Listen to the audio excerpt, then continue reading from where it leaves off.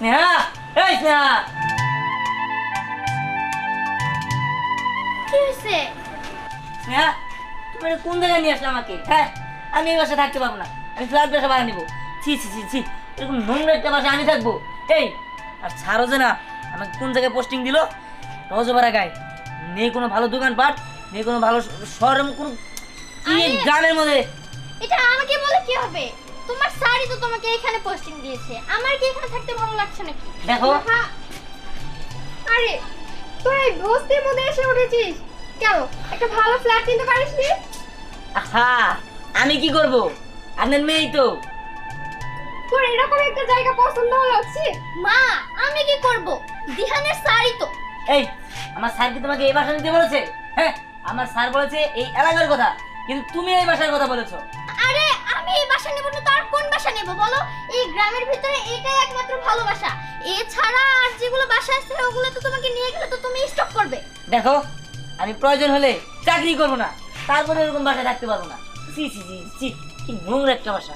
আচ্ছা জামাই বাবাজি, তুমি এখন অফিসে যাও, পরে এটা নিয়ে আলাপ করা যাবে। যাও। খারাপ করা যাবে যত সব।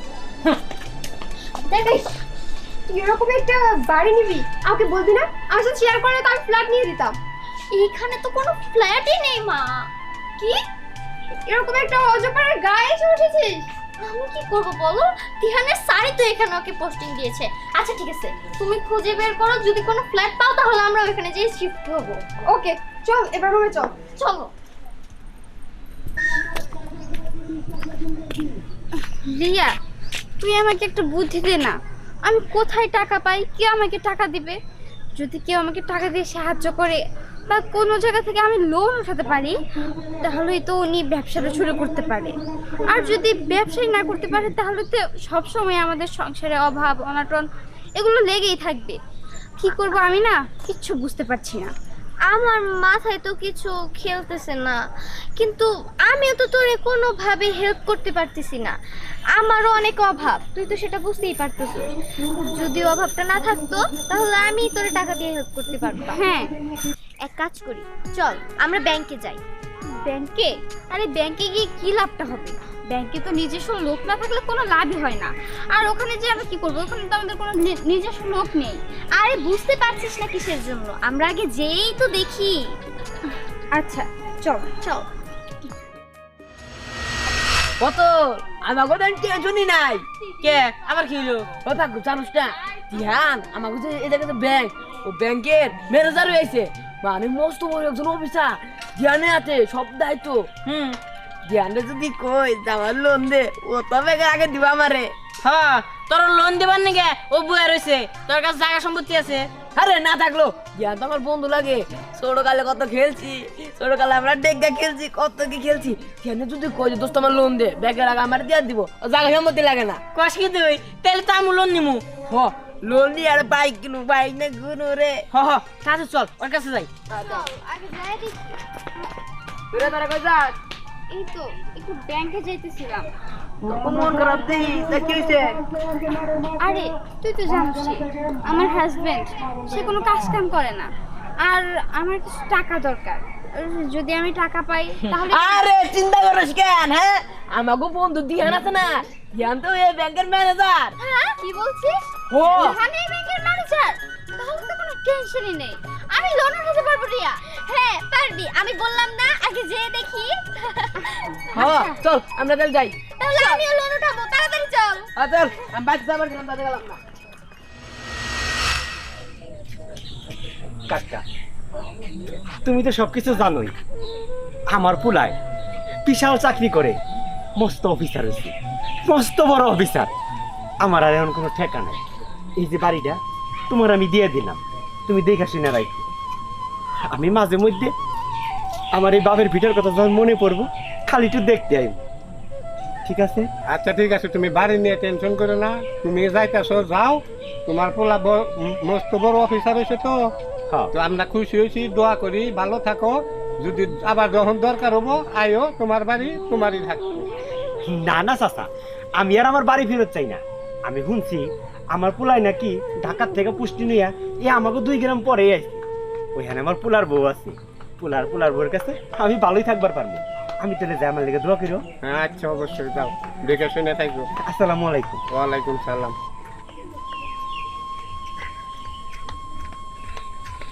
আল্লাহ, কি ব্যাপার কাকা, কই যাইতেছো? আর কইও না সাগর, তুমি তো জানো না আমার পোলা মস্ত বড় অফিসার হইছে। আমি এই পোলার কাছে যাইতাছি। আমি শুনছি আমার পোলাই নাকি আমাকে ওই যে পাশের 2 গ্রাম পরেই ওইখানে পুষ্টি নিয়ে আইছে, পোলার বউ আইছে সাথে। কথাটা শুনে খুব খুশি হইলাম। তুমি কত কষ্ট করছো, হে ছোট্টবেলা থেকে দেখাইতেছি, কোলে পিঠে করে পোলাটারে মানুষ করছো। তোমার বউ মরে গেছে কোন কালে, জীবনে পোলাটার লাগে বিয়া পর্যন্ত করলা না। আমার এগুলার এখন কোনো কিছু মনে হয় না। আমার পোলা যে মানুষের মতো মানুষ হয়েছে, মানুষ এনে মস্ত বড় অফিসার হয়েছে, এইটা আমার কাছে বড় আনন্দের। আর আমার কোনো চাওয়া পাওয়া নাই। আমি খুব খুশি হইলাম, তুমি কত কষ্টটা না করছো। তোমার পোলা যে তোমার এর কাছে নিতেছে, এই কথাটা শুনে আমি আরো বেশি খুশি হইলাম। তোমার কষ্ট সার্থক হয়েছে। আরে হ, এই হুন, সব পোলা পান কি এক হয় রে? আমার পোলা দেখতে হইব না, পোলা ডাকার আমার পোলা। আমি অনেক কষ্ট করে ওরে মানুষ করছি। আমি যে কি কষ্ট করে ওরে মানুষ করছি এইটা তো করে কেউ রে কয়ে বুঝান যাইতো না।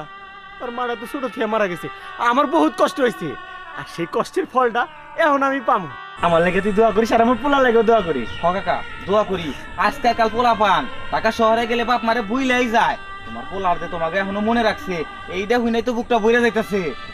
আচ্ছা ঠিক আছে, আমি তাহলে এখন যাই। আচ্ছা ঠিক আছে, দেখে শুনে যাও। আহারে বেচারা কত কষ্ট করে পোলাটারে মানুষ করছে, বেচারা এতদিন একটা সুখের মুখ দেখলো।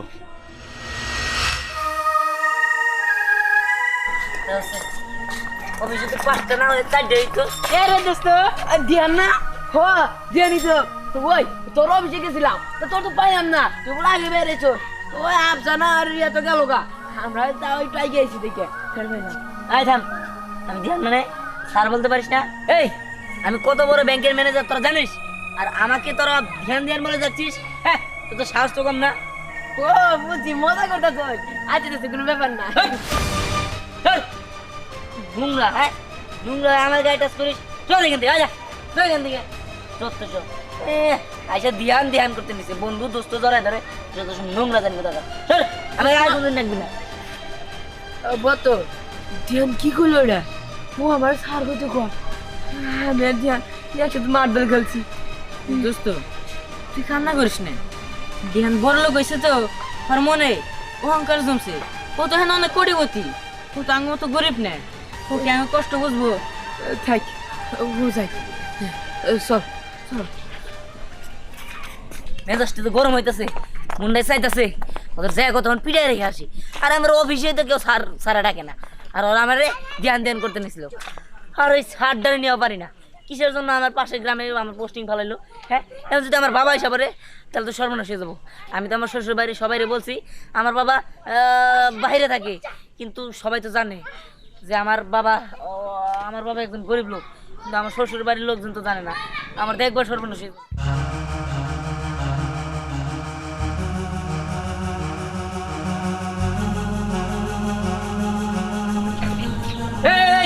আপনি কি? আরে বাজান, বাবা, তো তুমি এই জায়গায় আসছো কেন? তুমি যাও, তুমি যাও। বাজান এটা তুই কি কইতাছস? আমি চলে যাবো মানে? তোরা এই জায়গায় আর আমি বাড়িতে একা একা পড়ে থাকবো? আমার কেরেন পড়ে থাকার দিন আছে। তুই এখন মস্ত বড় অফিসার, আমি একটা মাত্র বাপ। আমি যাবো থাকলে অসুবিধা কি? আমি তো লগেই থেকে যাবো। না বাবা, তুমি এখান থেকে ঝামেলা হয়ে যাবো। তুমি বোঝার চেষ্টা করো, তুমি চলে যাও। বাজান তুই এটা কি কইতাছস? আমি তোর বাপ, আমি এনে থাকলে ঝামেলা হয়ে যাবো মানে এটা কি? আব্বা, তুমি আমাদের সোসাইটির সাথে তো মানুষ হয়েও না। তুমি কিছু করি না, তোমার জন্য তো আমার মান সম্মান একবার খোয়া যাবো। আব্বা, তোমার হাত জোর করে তুমি চলে যাও। বাজান রে, আমি এখন আর কই যাবো? আমার তোর যাওয়ার কোনো জায়গা নাই। আমার যে বাড়ি ঘরের জায়গাটা আছিল ওইটা আকবর কাকারে দিয়ে দিছি, ওটা কাকার কাছে এখন থাকবো। আমি তো জানি আমার পোলায় মস্ত বড় অফিসার, আমার আর এখন কোনো কিছুর দরকার নাই। আমার তুই এমনি করে ফিরে দিস না বাজান। আব্বা, তোমার নিয়ে মরি, তুমি কটা টাকা নিয়ে যাও, তারপর আমার দিশা করো না, তুমি চলে যাচ্ছে। না রে বাজান, আমি টাকা দিয়ে কি করবো? টাকার আমার দরকার নাই। আমি গ্রামের মানুষকে বড় মুখ করে কইছি আমার পোলায় মস্ত বড় অফিসার, এখন থেকে আমি পোলার কাছে থাকবো। হয়েছে তোরে কইলাম না, আকবর কাকারে আমি আমার বাড়ি ঘরের জায়গাও দিয়ে দিছি। এখন আমি কোন মুখ দিয়ে গ্রামে ফিরে যাবো? মানুষজন তো আমারে স্যাপ দিব, আমার অপমান করব, আর সেই অপমান সহ্য করবার না পাইয়া আমার আত্মহত্যা ছাড়া করার কোনো রাস্তা থাকবো না। হয়েছে থামো, আর নেগা কান্দা কাঁদতে তোমার আসি গিয়া। তুমি একটা কাজ করো, আমার লোক আহো, আমি যা যা কমু তাই দিয়ে কবা। আমি যদি কই যে এটা আমার বাবা লাগে না, করবা, ঠিক আছে? কিন্তু পরিচয় কিন্তু দিবা না। ঠিক আছে বাদন, দেবো না, তুই যা কবি তাই হইব। চলো।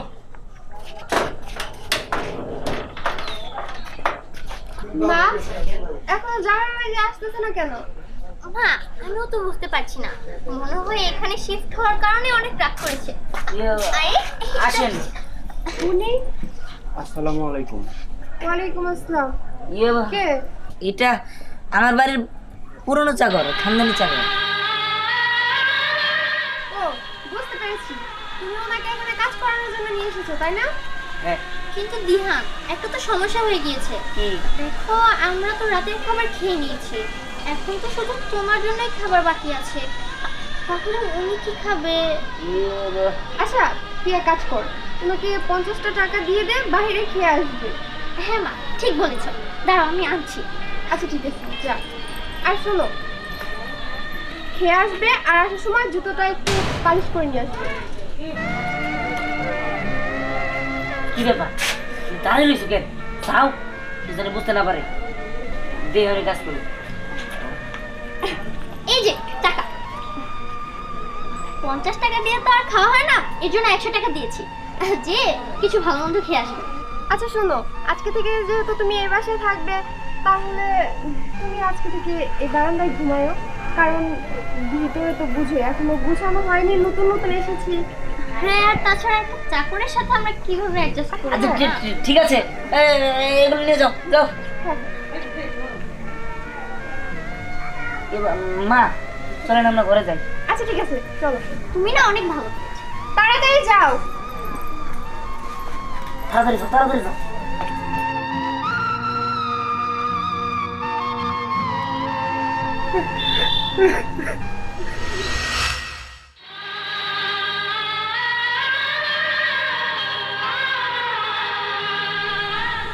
আরে আমার পোলা, সে পোলারে আমি বাড়িতে নামাই নাই, পিঁপড়াই খাবো, আমার মাথায় রাখি নাই, উকুনে খাইব। বাজার যে তোরে তো অনেক ছোট রাইখা তোর মাই মরে গেছে, তার বয়সে তোর আমি কত কষ্ট করে মানুষ করছি, এইটা আমি বাসা দিয়ে তোরে বুঝাইতে পারবো না। আমি যদি কোনোভাবে বুঝবার পারতাম, আজকে আমার এই দিনটা দেখতে হইব। আমি আমার এই বাসার আত্মার এত কষ্ট দিতাম না। ঠিক আছে, তুই তো মস্ত বড় অফিসার, আমি তো কৃষক কামলা মানুষ, তোর সাথে আমার রেস্ট হয় না, তোর এই পরিবারের সাথে আমার দায় না, আমি বড় বেমানার, আমি পুরা নাচবাবদ্র হয়ে গেছি। ঠিক আছে, কোনো সমস্যা নেই, তারপরে আমি মুক্তি করে দিয়ে যাইতেছি, তখন আমি মুক্তি করতেছি। এই বুড়া বাপ তখন সামনে আর কোনোদিন আইব না, কোনোদিন না।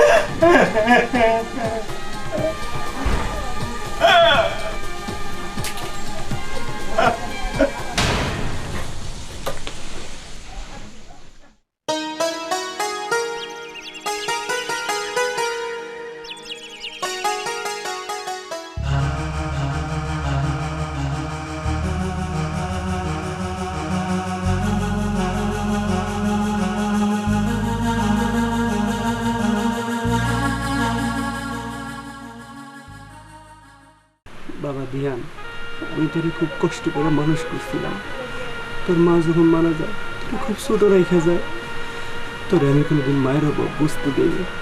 আর জানিস বাবা, আজকে তোর এই নতুন জায়গায় আর কারণটা কি, আমি খুব আনন্দ নিয়ে আইছিলাম, সারা এলাকার মানুষটি কইছি আমার পোলা মস্ত বড় অফিসার, আমার এখন আর কোনো কিছুর অভাব নাই। আমি সুখে দুঃখে থাকবো, আমি যা খাইতেছিলাম আমার বলে সব খাওয়াইবো, আমার জন্য আমার বলে সব করবো। কিন্তু বাজান রে, আমি আসার পর দেখলাম এই অবস্থা, আমি আর নিজেকে রাখতে পারলাম না, আমি আর নিজে সহ্য করে থাকতে পারলাম না। তুই ভালো থাকিস। আর শোন বাবা, আমার এই পুতলার ভিতরে 10 লাখ টাকা আছে, আর তোর মায়ের হাতের বালা দুধ আছে, আর কিছু গয়না আছে, লাগলে তুই তোর কাজে খাটাইস, আর আমার তোর মায়ের কবরের পাশে কবর দিস। ভালো থাকিস বাবা। আব্বা, আব্বা, ও আব্বা, তুমি কথা কও আব্বা। আব্বা, তুমি আমার ছেড়ে যাইতে পারো না আব্বা। আব্বা, আব্বা, তুমি